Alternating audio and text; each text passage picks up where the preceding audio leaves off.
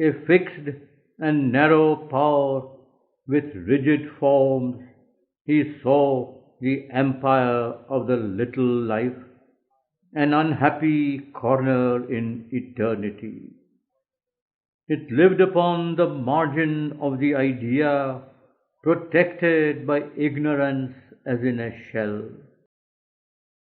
Then, hoping to learn the secret of this world, he peered across its scanty fringe of sight, to disengage from its surface clear obscurity the force that moved it and the idea that made, imposing smallness on the infinite, the ruling spirit of its littleness, the divine law that gave it right to be, its claim on nature and its need in time.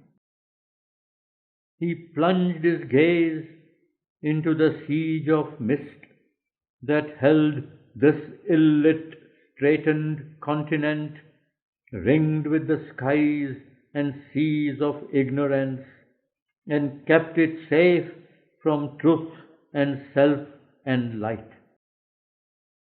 As when a searchlight stabs the night's blind breast, and dwellings and trees and figures of men appear, as if revealed to an eye in nothingness, all lurking things were torn out of their veils and held up in his vision's sun-white blaze. A busy, restless, uncouth populace teemed in their dusky, unnoted thousands there. In a mist of secrecy wrapping the world scene, the little deities of time's nether act, who work remote from heaven's controlling eye, plotted, unknown to the creatures whom they move, the small conspiracies of this petty reign, amused with the small contrivings, the brief hopes, and little eager steps, and little ways, and reptile wallowings in the dark and dust, and the crouch and ignominy of creeping life. A trepidant and motley multitude, a strange pell-mell of magic artisans, was seen moulding the plastic clay of life, an elfin brood and elemental kind. Astonished by the unaccustomed glow, as if immanent in the shadows started up imps with wry limbs and carved beast visages, sprite prompters, goblin wizened or fairy small, and genii fairer but unsouled and poor, and fallen beings their heavenly portion lost, and errant divinities trapped in time's dust. Ignorant and dangerous wills, but armed with power, half animal, half god, their mood, their shape. Out of the greyness of a dim background, their whispers come, an inarticulate force, awake in mind and echoing thought or word, to their sting of impulse the heart's sanction draw, and in that little nature do their work, and fill its powers and creatures with unease. Its seed of joy they curse with sorrow's fruit, put out with error's breath its scanty lights, and turn its surface truths to falsehood's ends, its small emotions spur, its passions drive to the abyss or through the bog and mire, or else with a goad of hard, dry lusts they prick, while jogs on devious ways that nowhere lead, life's cart finding no issue from ignorance. To sport with good and evil is their law, luring to failure and meaningless success. All models they corrupt, all measures cheat, make knowledge a poison, virtue a pattern dull, and lead the endless cycles of desire through semblances of sad or happy chance to an inescapable fatality. All by their influence is enacted there, nor there alone is their empire or their role. Wherever are soulless minds and guideless lives, and in a small body self is all that counts. Wherever love and light and largeness lack, these crooked fashioners take up their task. To all half-conscious worlds they extend their reign. Here too these godlings drive our human hearts. Our nature's twilight is their lurking place. Here too the darkened primitive heart obeys the veiled suggestions of a hidden mind that dogs our knowledge with misleading light and stands between us and the truth that saves. It speaks to us with the voices of the night. Our darkened lives to greater darkness move. Our seekings listen to calamitous hopes. A structure of unseeing thoughts is built, and reason used by an irrational force. This earth is not alone our teacher and nurse. The powers of all the worlds have entrance here. In their own fields they follow the wheel of law and cherish the safety of a settled type.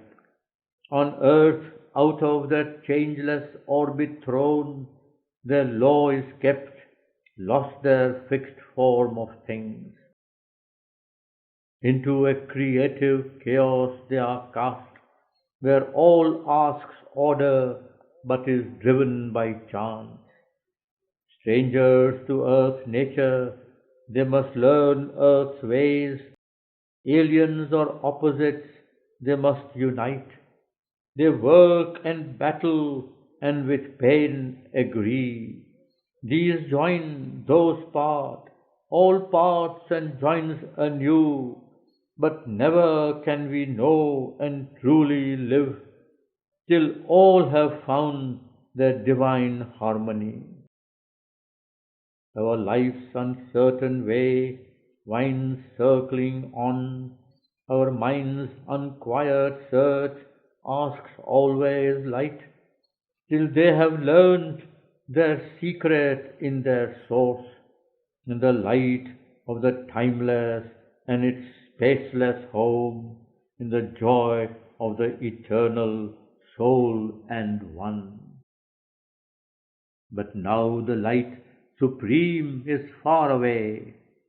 Our conscious life obeys the inconscious laws to ignorant purposes and blind desires.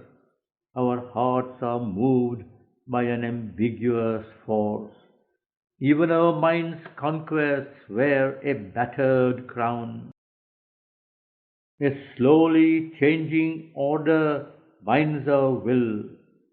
This is our doom until our souls are free. A mighty hand then rolls mind's firmaments back. Infinity takes up the finite's acts, and nature steps into the eternal light. Then only ends this dream of nether life. At the out this enigmatic world, which seems at once an enormous brute machine and a slow unmasking of the Spirit in things, in this revolving chamber without walls, in which God sits impassive everywhere, as if unknown to himself and by us unseen, in a miracle of inconscient secrecy, yet is all here his action and his will. In this whirl and sprawl through infinite vacancy, the Spirit became matter and lay in the whirl, a body sleeping without sense or soul, a mass phenomenon of visible shapes supported by the silence of the void, appeared in the eternal consciousness and seemed an outward and insensible world. There was none there to see and none to feel, only the miraculous and conscient, a subtle wizard skilled was at its task, inventing ways for magical results, managing creation's marvelous device, marking mechanically dumb wisdom's points, using the unthought, inevitable idea. It did the works of God's intelligence or wrought the will of some supreme unknown. Till consciousness was hidden in nature's womb, unfelt was the bliss whose rapture dreamed the world. Being was an inert substance driven by force. At first was only an etheric space. Its huge vibrations circled round and round, housing some unconceived initiative. Upheld by a supreme original breath, expansion and contraction's mystic act created touch and friction in the void. Into abstract emptiness brought clash and clasp. Parent of an expanding universe in a matrix of disintegrating force, by spending it conserved an endless sum. On the hearth of space it kindled a viewless fire, that scattering worlds as one might scatter seeds, whirled out the luminous order of the stars. An ocean of electric energy formlessly formed its strange wave particles, constructing by their dance this solid scheme, its mightiness in the atom shut to rest. Masses were forged of feigned and visible shapes. Light flung the photon's swift revealing spark, and showed in the minuteness of its flash, imaged this cosmos of apparent things. Thus has been made this real, impossible world an obvious miracle or convincing show. Or so it seems to man's audacious mind, who seats his thought as the arbiter of truth, his personal vision as impersonal fact, as witnesses of an objective world, his erring sense and his instrument's artifice. Thus must he work life's tangible riddle out in a doubtful light, by error seize on truth, and slowly part the visage and the veil, or else, forlorn of faith in mind and sense, his knowledge a bright body of ignorance, He sees in all things strangely fashioned here the unwelcome jest of a deceiving force, a parable of Maya and her might.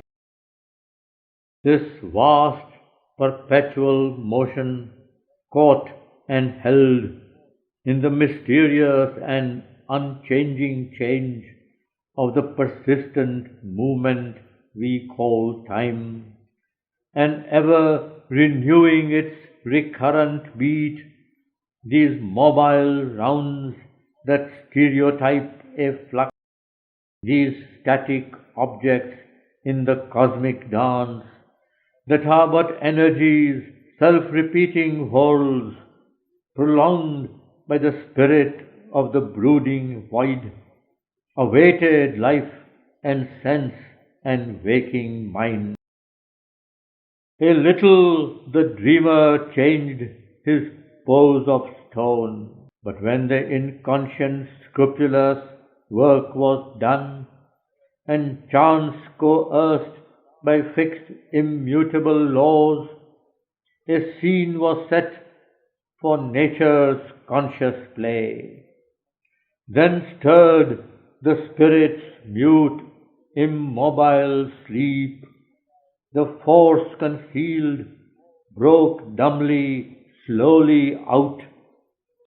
A dream of living woke in matter's heart. A will to live moved the inconscious dust.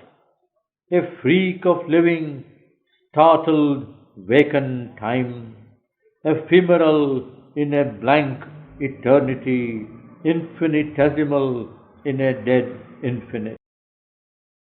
A subtler breath quickened dead matter's forms.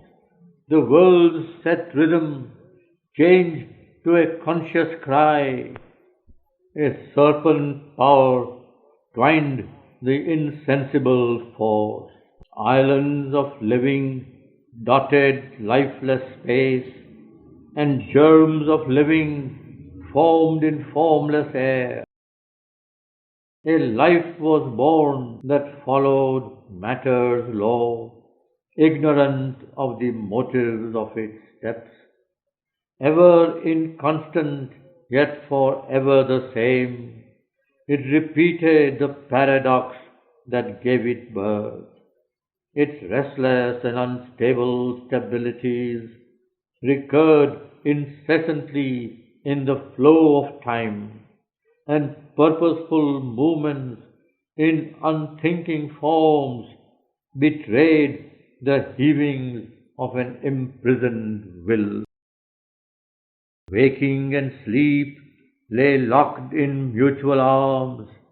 Helpless and indistinct came pleasure and pain, trembling with the first faint thrills of a world soul.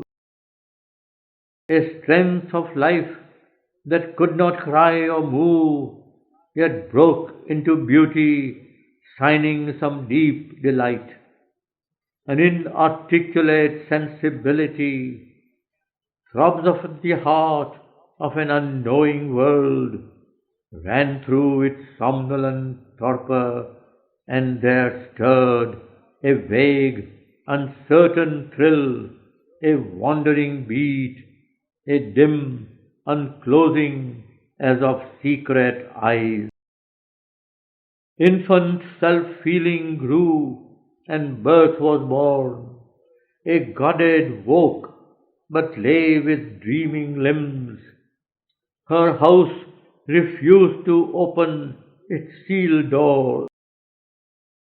Insentient to our eyes that only see the form, the act, and not the imprisoned God, life hid in our pulse occult of growth and power, a consciousness with mute stifled beats of sense, a mind suppressed that knew not yet of thought, an inert spirit that could only be.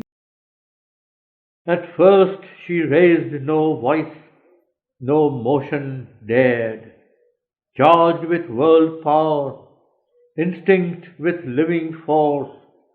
Only she clung with her roots to the safe earth, thrilled dumbly to the shocks of ray and breeze, and put out tendril fingers of desire.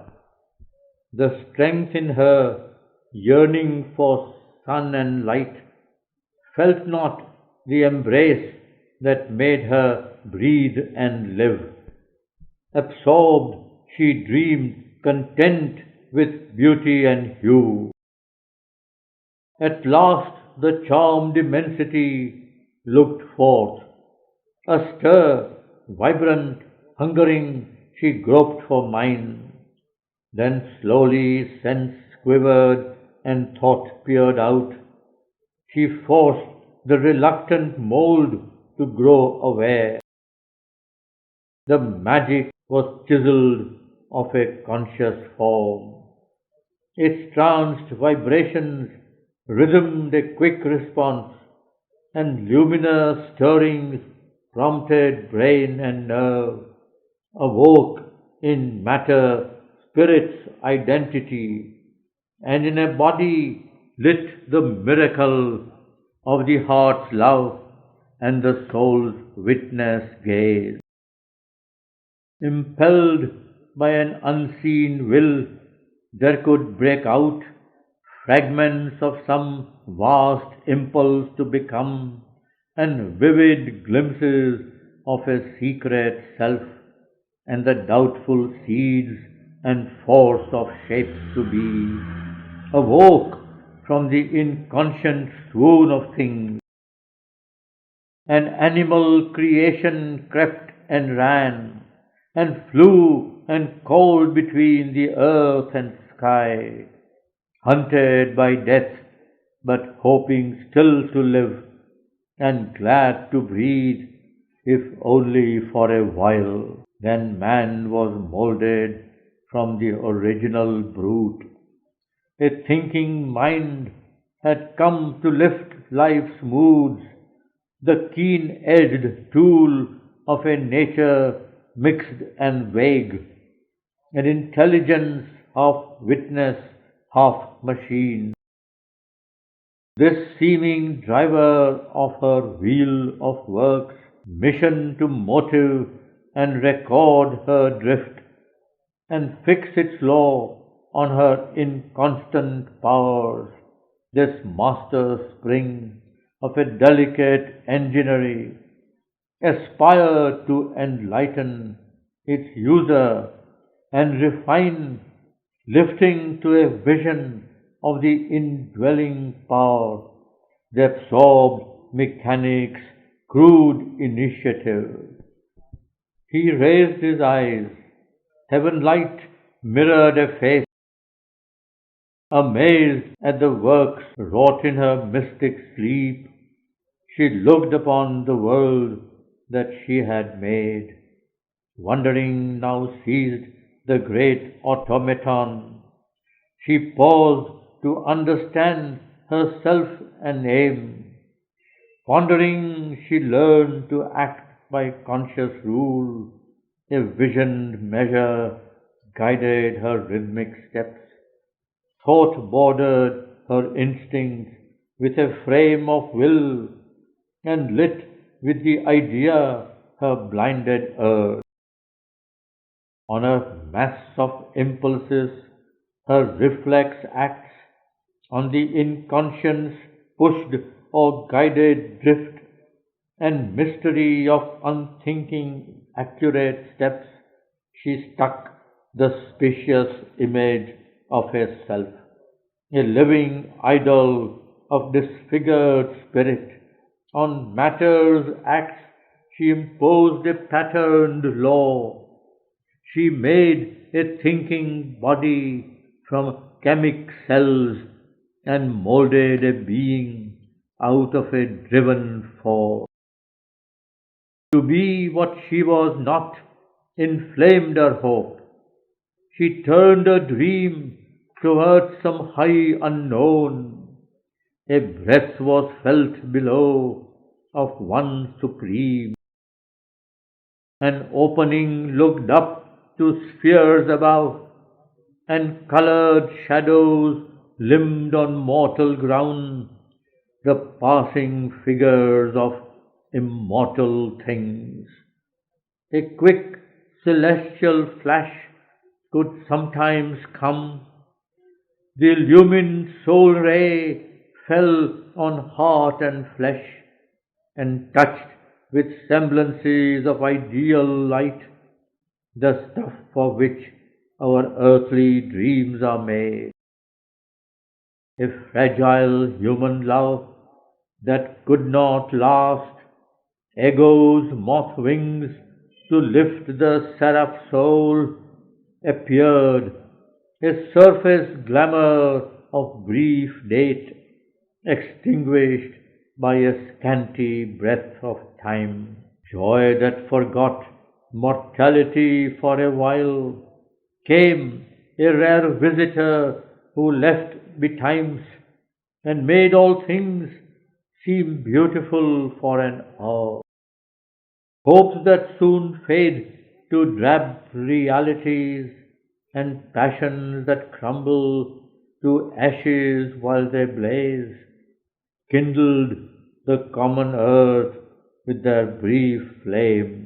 A creature insignificant and small, visited, uplifted by an unknown power, man labored on his little patch of earth for means to last, to enjoy, to suffer and die.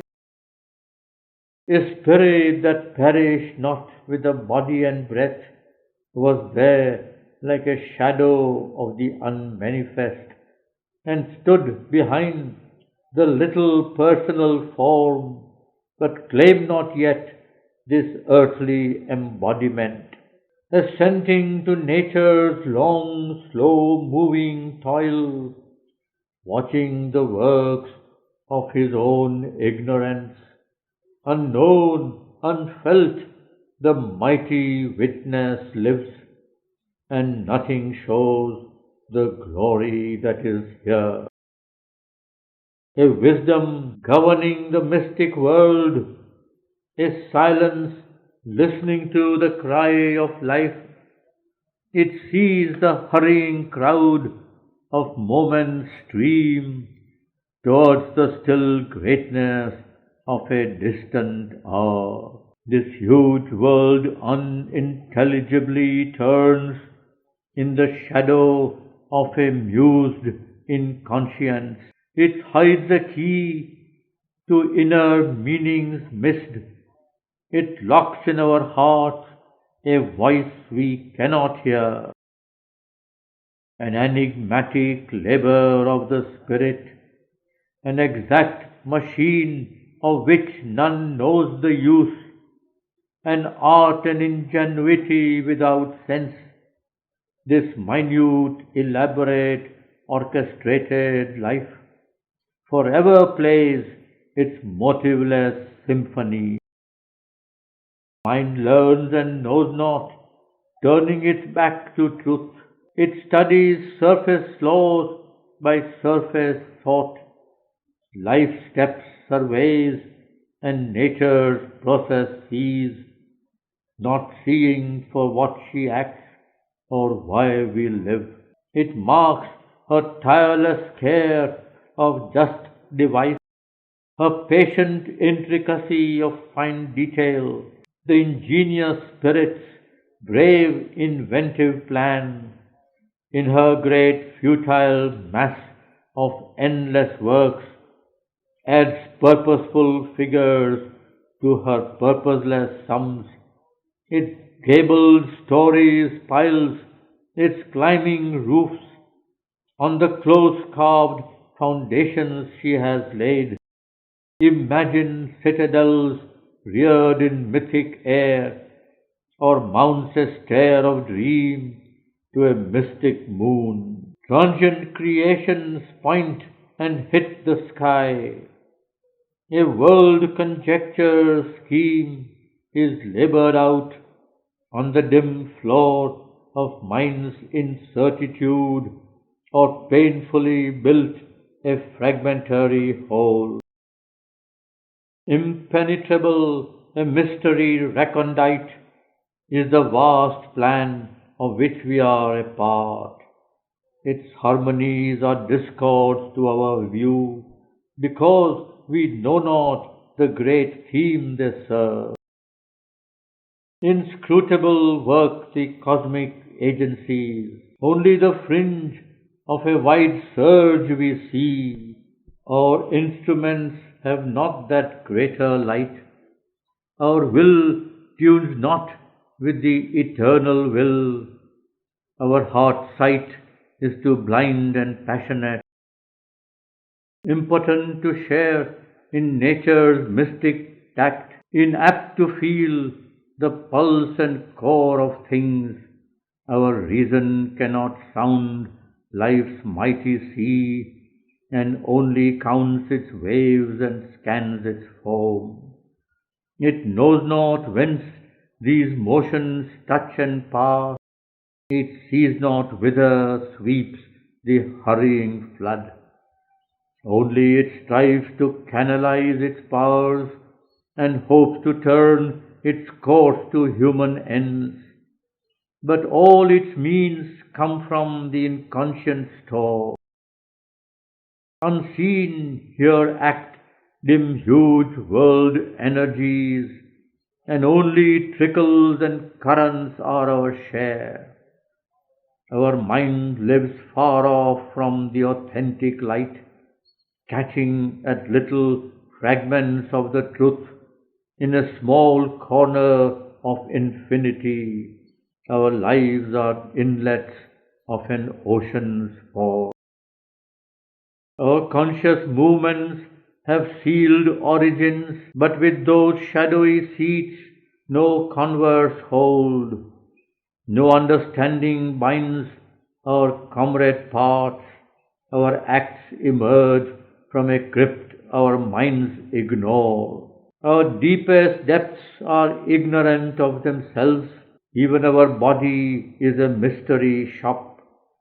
As our earth's roots lurk screened below our earth, so lie unseen our roots of mind and life. Our springs are kept close hid beneath within. Our souls are moved by powers behind the wall. In the subterranean reaches of the spirit, a puissance acts and recks not what it means.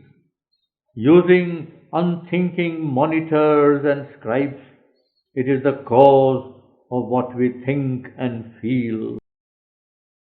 The troglodytes of the subconscious mind, ill-trained, slow stammering interpreters, only of their small tasks routine aware, and busy with the record in ourselves, concealed in the subliminal secrecies, mid and obscure, occult machinery, capture the mystic Morse whose measured lilt transmits the messages of the cosmic force. A whisper falls into life's inner ear and echoes from the dun subconscious caves. Speech leaps, thought quivers, the heart vibrates, the will answers, and tissue and nerve obey the call. Our lives translate these subtle intimacies. All is the commerce of a secret power. A thinking puppet is the mind of life. Its choice is the work of elemental strengths that know not their own birth and end and cause, and glimpse not the immense intent they serve. In this nether life of man, drab-hued and dull, yet filled with poignant, small, ignoble things, the conscious doll is pushed 100 ways, and feels the push but not the hands that drive. For none can see the masked ironic troupe to whom our figure selves are marionettes, our deeds unwitting movements in their grasp, our passionate strife and entertainment scene. Ignorant themselves of their own fount of strength, they play their part in the enormous whole. Agents of darkness, imitating light, spirits obscure, and moving things obscure, unwillingly they serve a mightier power. Anarchy's engines organizing chance, channels perverse of a stupendous will, tools of the unknown who use us as their tools, invested with power in nature's nether state, into the actions mortals think their own, they bring the incoherencies of fate, or make a doom of time's slipshod caprice, and toss the lives of men from hand to hand in an inconsequent and devious game. Against all higher truth their stuff rebels, only to titan force their will lies prone. Inordinate their hold on human hearts, in all our nature's turns they intervene. Insignificant architects of low-built lives and engineers of interest and desire, out of crude earthiness and muddy thrills and coarse reactions of material nerve, they build our huddled structures of self-will and the ill-lighted mansions of our thought, or with the ego's factories and marts surround the beautiful temple of the soul. Artists minute of the hues of littleness, they set the mosaic of life's comedy, or plan the trivial tragedy of our days, arrange the deed, combine the circumstance and the fantasia of the mood's costume. These unwise prompters of man's ignorant heart and tutors of his stumbling speech and will, movers of petty wraths and lusts and hates, and changeful thoughts and shallow emotions starts, these slight illusion makers with their masks, painters of the decor of a dull-hued stage, and nimble scene shifters of the human play, ever are busy with this ill-lit scene. Ourselves incapable to build our fate, only as actors speak and strut our parts, until the piece is done and we pass off into a brighter time and subtler space. Thus they inflict their little pygmy law and curb the mounting slow uprise of man. Then is too scanty walk with death they clothe. This is the ephemeral creature's daily life. As long as a human animal is lord, and a dense nether nature screens the soul, as long as intellect's outward gazing sight serves earthy interest and creature joys, an incurable littleness pursues his days. Ever since consciousness was born on earth, life is the same in insect, ape, and man, its stuff unchanged, its way the common route.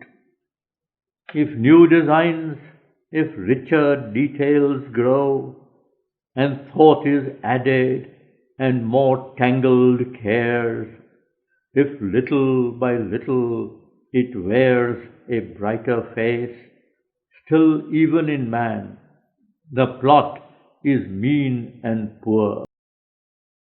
A gross content prolongs his fallen state. His small successes are failures of the soul. His little pleasures punctuate frequent griefs. Hardship and toil are the heavy price he pays for the right to live, and his last wages death. An inertia sunk towards inconscience, a sleep that imitates death is his repose. A puny splendor of creative force is made his spur to fragile human works, which yet outlast their brief creator's breath. He dreams sometimes of the revels of the gods and sees the Dionysian gesture pass, a leonine greatness that would tear his soul if through his failing limbs and fainting heart the sweet and joyful mighty madness swept. Trivial amusements stimulate and waste the energy given to him to grow and be. His little hour is spent in little things, a brief companionship with many jars, a little love and jealousy and hate, a touch of friendship mid indifferent crowds, draw his heart plan on life's diminutive back. If something great awakes, too frail his pitch to reveal its zenith tension of delight, his thought to eternize its ephemeral soar, art's brilliant gleam is a pastime for his eyes, a thrill that smites the nerves is music's spell.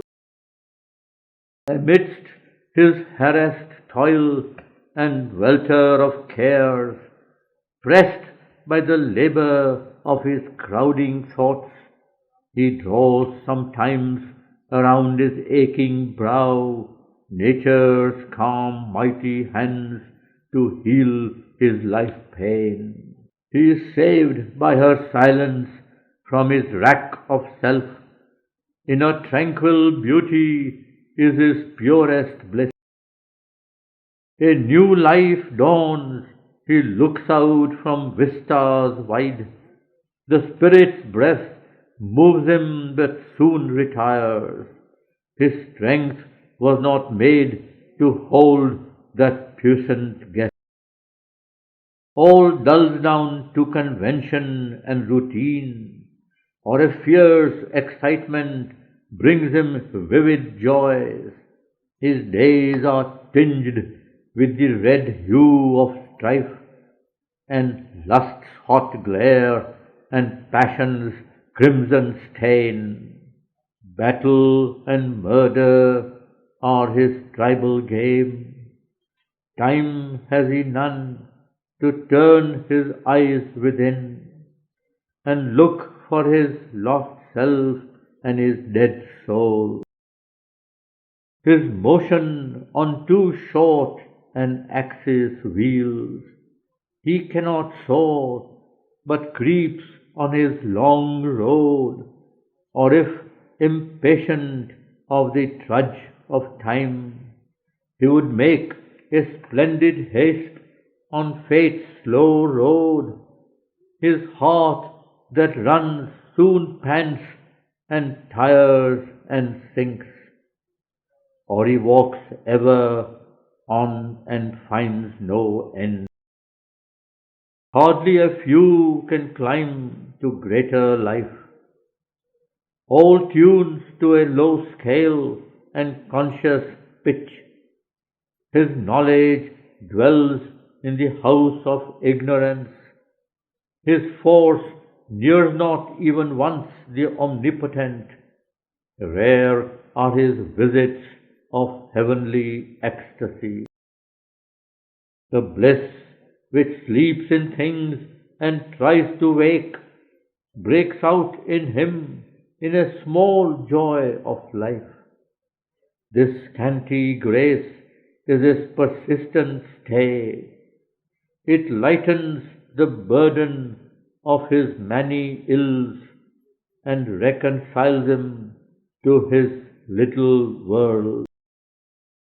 He is satisfied with his common average kind, tomorrow's hopes and his old rounds of thought, his old familiar interests and desires, he has made into a thick and narrowing hedge, defending his small life from the invisible. His being's kinship to infinity, he has shut away from him into inmost self, fenced off the greatnesses of hidden God. His being was formed to play a trivial part in a little drama on a petty stage. In a narrow plot, he has pitched his tent of life beneath the wide gaze of the starry vast. He is the crown of all that has been done. Thus is creation's labor justified. This is the world's result, nature's last poise. And if this were all and nothing more were meant, if what now seems were the whole of what must be, if this were not a stage through which we pass on our road from matter to eternal self, to the light that made the worlds the cause of things, well might interpret our mind's limited view existence as an accident in time, illusion or phenomenon or freak, the paradox of a creative thought which moves between unreal opposites, inanimate force struggling to feel and know, matter that chanced to read itself by mind, in conscience monstrously engendering soul. At times all looks unreal and remote. We seem to live in a fiction of our thoughts, pieced from sensations, fanciful traveller's tale, or caught on the film of the recording brain, a figment or circumstance in cosmic sleep. A somnambulist walking under the moon, an image of ego treads through an ignorant dream, counting the moments of a spectral time. In a false perspective of effect and cause, trusting to a specious prospect of world space, it drifts incessantly from scene to scene, whither it knows not, to what fabulous world. All here is dreamed or doubtfully exists, but who the dreamer is and whence he looks is still unknown or only a shadowy guess. Or the world is real, but ourselves too small, insufficient for the mightiness of our state. A thin life curve crosses the titan whirl of the orbit of a soulless universe, and in the belly of the sparse rolling mass, a mind looks out from a small casual globe and wonders what itself and all things are.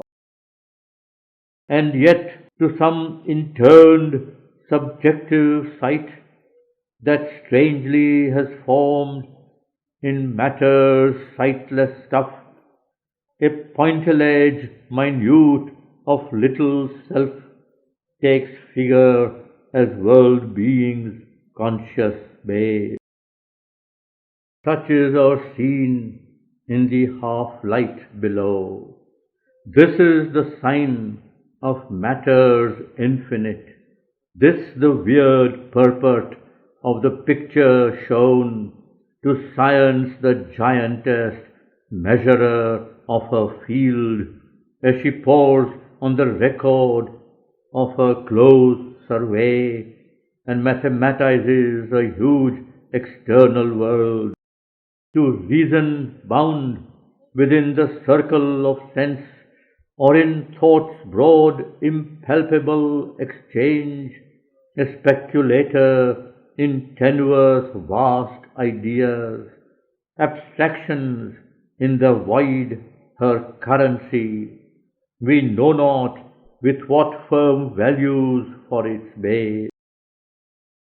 Only religion in this bankruptcy presents its dubious riches to our hearts, or science unprovisioned checks on the beyond, or poverty shall there have its revenge. Our spirits depart, discarding a futile life into the blank unknown, or with them take death's passport into immortality. Yet was this only a provisional scheme, a false appearance sketched by limiting sense, mind's insufficient self-discovery, an early attempt, a first experiment. This was a toy to amuse the infant earth, but knowledge ends not in these surface powers that live upon a ledge in the ignorance and dare not look into the dangerous depths or to stare upward, measuring the unknown. There is a deeper seeing from within, and when we have left these small purlieus of mind, a greater vision meets us on the heights in the luminous wideness of the Spirit's gaze. At last there wakes in us a witness soul that looks at truths unseen and scans the unknown. Then all assumes a new and marvelous face.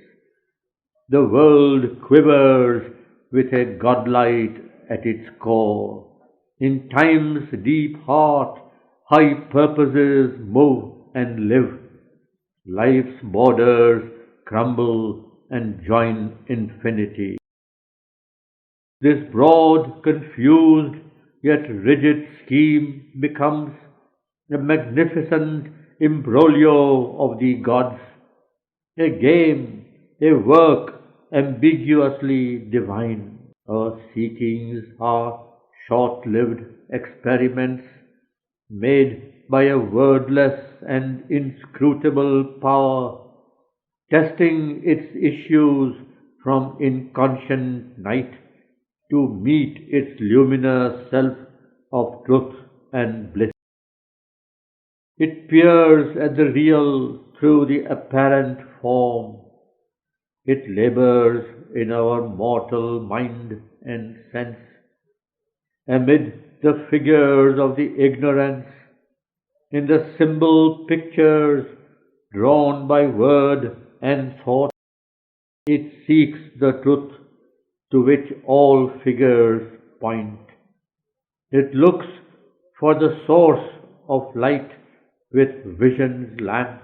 It works to find the doer of all works, the unfelt self within, who is the guide, the unknown self above, who is the goal. All is not here a blinded nature's task.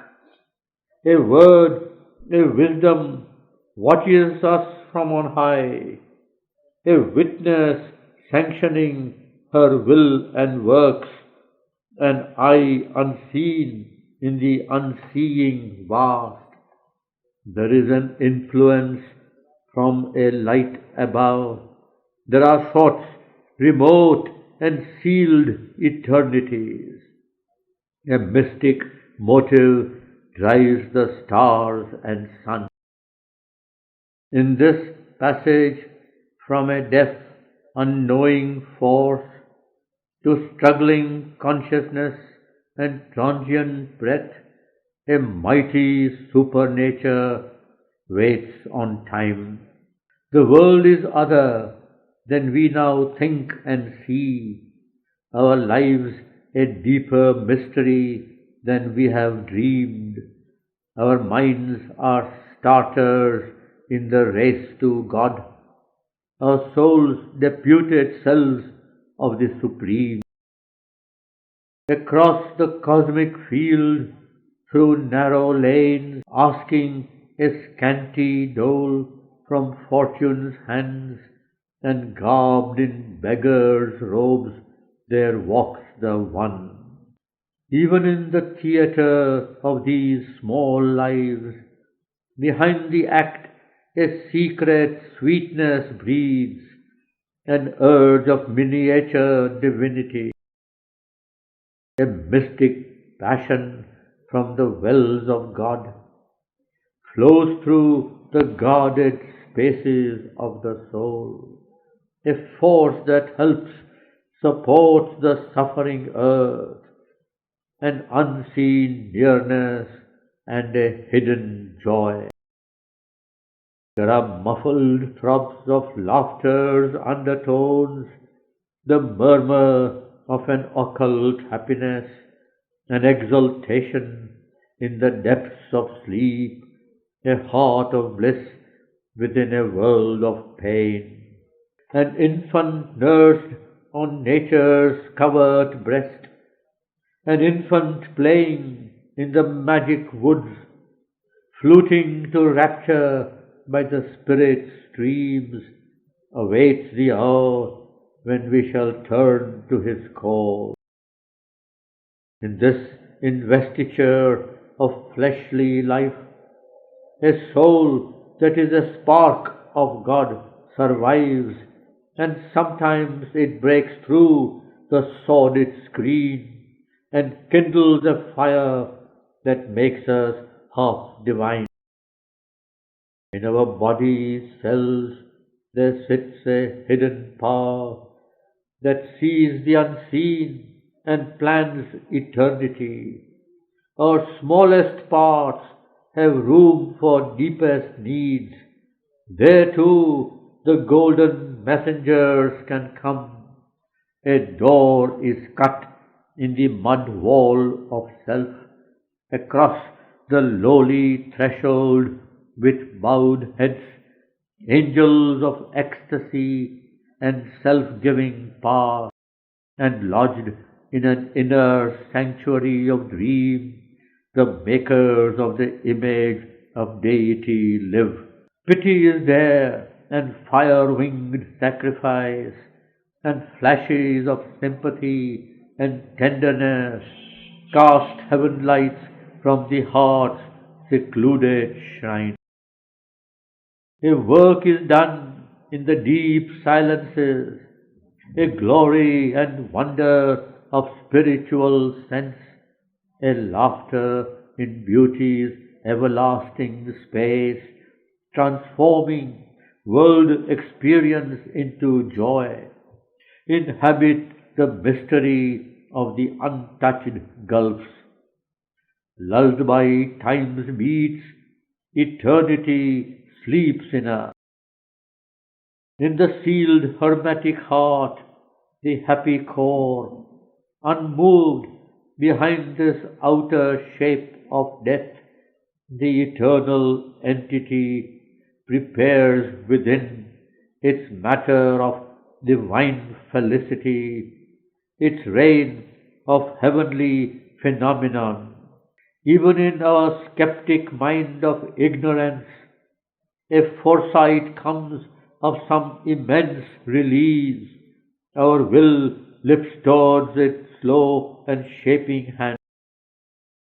Each part in us desires its absolute. Our thoughts covet the everlasting light.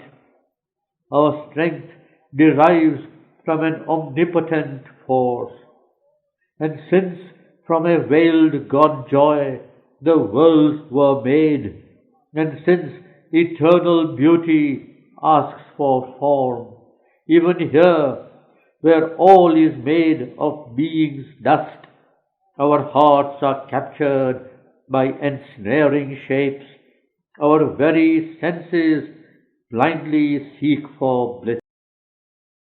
Our error crucifies reality to force its birth and divine body here, compelling, incarnate in a human form, and breathing in limbs that one can touch and clasp, its knowledge to rescue an ancient ignorance, its savior light, the inconscient universe.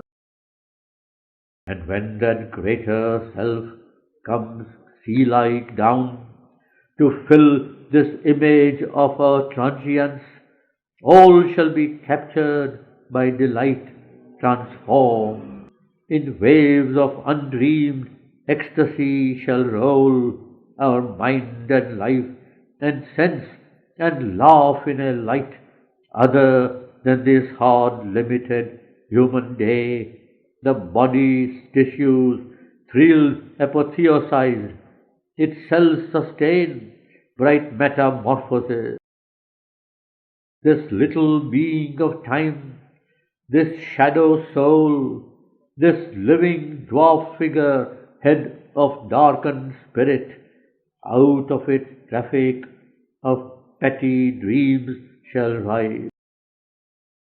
Its shape of person and its ego face, divested of this mortal travesty, like a clay troll kneaded into a god, new made in the image of the eternal guest, it shall be caught to the breast of a white force, and flaming with the paradisal touch in a rose fire of sweet spiritual grace, in the red passion of its infinite change, quiver, awake, and shudder with ecstasy. As if reversing a deformation spell, released from the black magic of the night, renouncing servitude to the dark abyss, it shall learn at last who lived within unseen, and seized with marvel in the adoring heart, to the enthroned child godded kneel aware, trembling with beauty and delight and love. But first the Spirit's ascent we must achieve, out of the chasm from which our nature rose. The soul must soar sovereign above the form, and climb to summits beyond mind's half sleep. Our hearts we must inform with heavenly strength, surprise the animal with the occult God. Then kindling the gold tongue of sacrifice, calling the powers of a bright hemisphere, we shall shed the discredit of our mortal state, make the abysm a road for heaven's descent, acquaint our depths with the supernal ray, and cleave the darkness with the mystic fire. Adventuring once more in the natal mist, across the dangerous haze, the pregnant stir, He through the astral chaos shore away, mid the grey faces of its demon gods, questioned by whispers of its flickering ghosts, besieged by sorceries of its fluent force. As one who walks unguided through strange fields, tending he knows not where, nor with what hope, he trod a soil that failed beneath his feet, and journeyed in stone strength to a fugitive end. His trail behind him was a vanishing line of glimmering points in a vague immensity. A bodiless murmur travelled at his side in the wounded gloom, complaining against light. A huge obstruction, its immobile heart, the watching opacity multiplied as he moved, its hostile mass of dead and staring eyes. The darkness glimmered like a dying torch.